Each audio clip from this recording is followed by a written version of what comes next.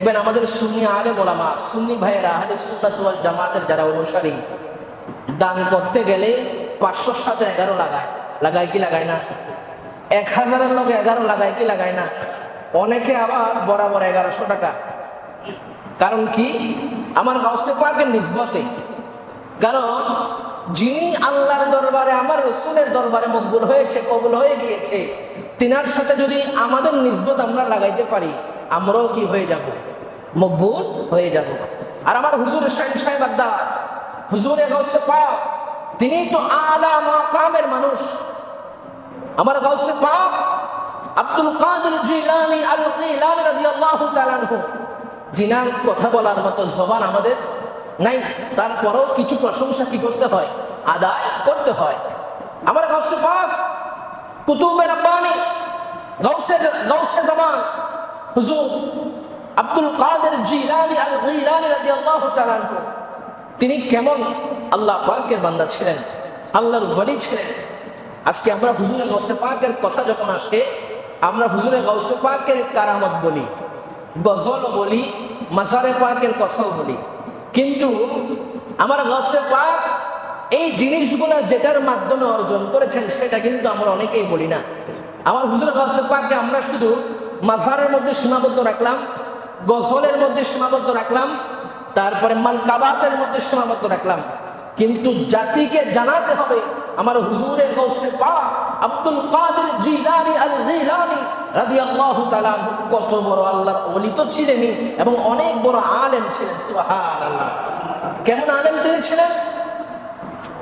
আমার হুজুরে গাউসে পাক তিনি কেমন আলেম ছিলেন!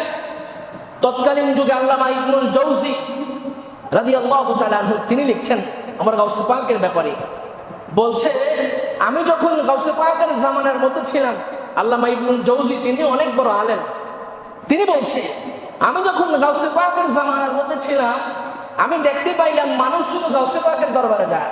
সুবহানাল্লাহ, আরো জোরে সুবহানাল্লাহ।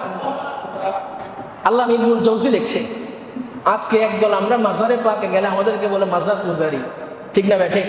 আরে মাজারে যাওয়া কি আমরা শিখিয়েছি, নাকি ইসলামের ইতিহাস আমাদেরকে শিক্ষা দেয়? আল্লামা ইবনুল জাওজি বলছে আমি দেখতে পারলাম সব মানুষ গাউসে পাকের দরবারে যায়, আমিও তো বড় আলেম। আল্লামা ইবনুল জাওজি কিন্তু অনেক বড় আলেম, বলে আমিও তো অনেক বড় আলেম, আমার কাছে কেন মানুষ আসে না বেশি? এটার একটা তথ্য বাইর করতে হবে, এটার একটা বুঝ পরামর্শ করতে হবে। আমি আল্লামা ইবনুল জাওজির কাছে মানুষ আসে না, অথচ আব্দুল কাদের জিলানী রাদিয়াল্লাহু তাআলা আনহু তিনার কাছে মানুষ যায়, কারণটা কি? আল্লামা ইবনুল জাওজি তিনি ছদ্মবেশ নিলেন, নেওয়ার পরে আমার হুজুর গাউসে পাক এক জায়গায় মেহফিল করছে, আল্লামা ইবনুল জাওজি গিয়ে শ্রোতাদের কাতারে বসে গেলেন। সুবহানাল্লাহ বলবেন না? আরো জোরে সুবহানাল্লাহ। বসার পরে দেখেন আমার হুজুর গাউসে পাক কেমন আলেম ছিলেন। আল্লামা ইবনুল জাওজি ছদ্মবেশ নিয়ে গোপন ভাবে আমার হুজুরে গাউসে পাকের মেহফিলের মধ্যে বসলেন। বসার পরে আমার হুজুরে গাউসে পাক বয়ান করছে, আলোচনা করছে। আমার হুজুরে গাউসে পাক একটা কোরআনে পাকের আয়াত তেলাওয়াত করেছে। আমার হুজুরে গাউসে পাক কেমন আলেম ছিলেন! তিনি কোনো মাহফিলের মধ্যে গেলে ওই মাহফিলে কারি সাহেব থাকতে হতো, যারা কোরআন তেলাওয়াত করে ওরকম কারি সাহেব থাকতেন, এবং আমার হুজুরে গাউসে পাক বলতেন যে আপনার ইচ্ছা অনুযায়ী যেটা ভালো লাগে ওইরকম একটা কোরআনে পাকের আয়াত তেলাওয়াত করেন। সুবহানাল্লাহ। এবং আমার গাউসে পাক এই আয়াত ধরে তাফসীর করতেন। সুবহানাল্লাহ। তো কারি সাহেবকে বলা হলো, আমার হুজুর গাউসে পাক বলছে আপনি একটা কোরআনে পাকের কি করেন? আয়াত তেলাওয়াত করেন। কারি সাহেব তার তিনার ইচ্ছা অনুযায়ী কোরআনে পাক থেকে একটা আয়াত তেলাওয়াত করলেন। এবার আমার গাউসে পাক কুতুবে রাব্বানী তিনি ওই আয়াত ধরে তাফসীর করছে।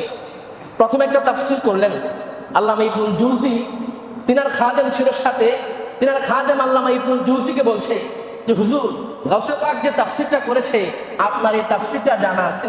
বলে হ্যাঁ আমার এই তাফসীর জানা আছে। 2 নাম্বার গাউসে পাক আরেকটা তাফসীর করলেন, একই আয়াতের আরেকটা তাফসীর করলেন।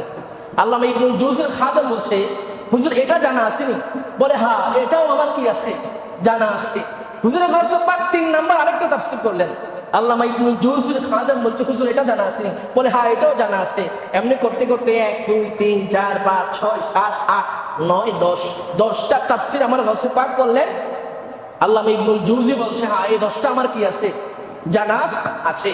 11 নম্বর তাফসীর আমার গাউসে পাক কুতুবে রব্বানি গাউসে জামানি আব্দুল কাদের জিলানী আল গিলানী 11 নম্বর তাফসীর শুরু করলেন। আল্লামা ইবনুল জৌজি তাকিয়ে আছে। খাদেম সাহেব জিজ্ঞাসা করা হুজুর এই তাফসীর জানা আসেনি?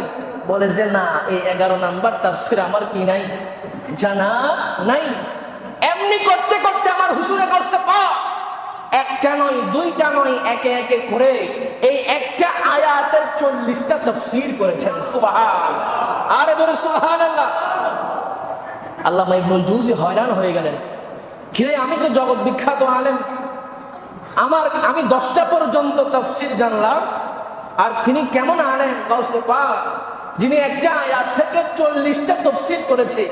আমার হুজুরের গাউসে পাকের কাছে ইবনুল জৌজি গেলেন, বলে হুজুর আমি তো আগে মনে করতাম আপনার দরবারে মানুষ এত ছুটে আসে কেন, আপনার দরবারে এত মানুষ কেন হয়? আজকে বুঝতে পারলাম। আমার গাউসে পাক বলল কি বুঝলেন? বলে হুজুর আপনি প্রথম 10টা তাফসীর করলেন, এই 10টা তাফসীর আমার জানা ছিল, পরের 30টা তাফসীর হুজুর আমার জানা ছিল না। সুবহানাল্লাহ। আমার গাউসে পাক ইবনুল জৌজিকে বলছে শুনে রাখেন আমি মাত্র কাল থেকে হালে গেলাম, এই কাল থেকে হালে যাওয়া পর্যন্ত আমি 40টা তাফসীর করেছি। এবং ইবনুল জৌজি বলছে আমার গাউসে পাক যখন 40টা তাফসীর করেছে আল্লামা ইবনুল জৌজি এমন হালতে গেলেন তিনি গায়ের জামা ছিঁড়ে ফেলেছেন। আর যদি সুবহানাল্লাহ বলবেন না, বলে আমি হুজুর গায়ের জামা ছিঁড়ে ফেলেছি। আমার গাউসে পাক বলছে আমি মাত্র কাল থেকে হালে গেলাম, যদি হালে গিয়ে তাফসীর করতাম এখানে একটা মানুষও বাঁচত না, সবগুলো মানুষ মারা যাইত। আল্লাহু আকবার বলেন। আমার গাউসে পাক কেমন আল্লাহর ওলি ছিলেন আর কেমন আলেম ছিলেন, সুবহানাল্লাহ বলবেন না। আজকে গাউসে পাককে আমরা কেন ভাই গাউসে পাককে আমরা মাজারের মধ্যে কেন সীমাবদ্ধ রাখি? কেন? গাউসে পাকের কিতাবগুলো দেখেন, গাউসে পাকের কিতাবগুলো পড়েন, জাতির সামনে উপস্থাপন করেন আমার গাউসে পাক কেমন আলেম ছিলেন। আজকে গাউসে পাককে আমরা মাজারের মধ্যে উরুসের মধ্যে সীমাবদ্ধ রাখতে রাখতে রাখতে রাখতে জাতির সামনে আমরা উরুস মোবারককে হাসির ঠাট্টা বানিয়েছি। ঠিক না বে ঠিক? জোর বলে না ঠিক না বে ঠিক?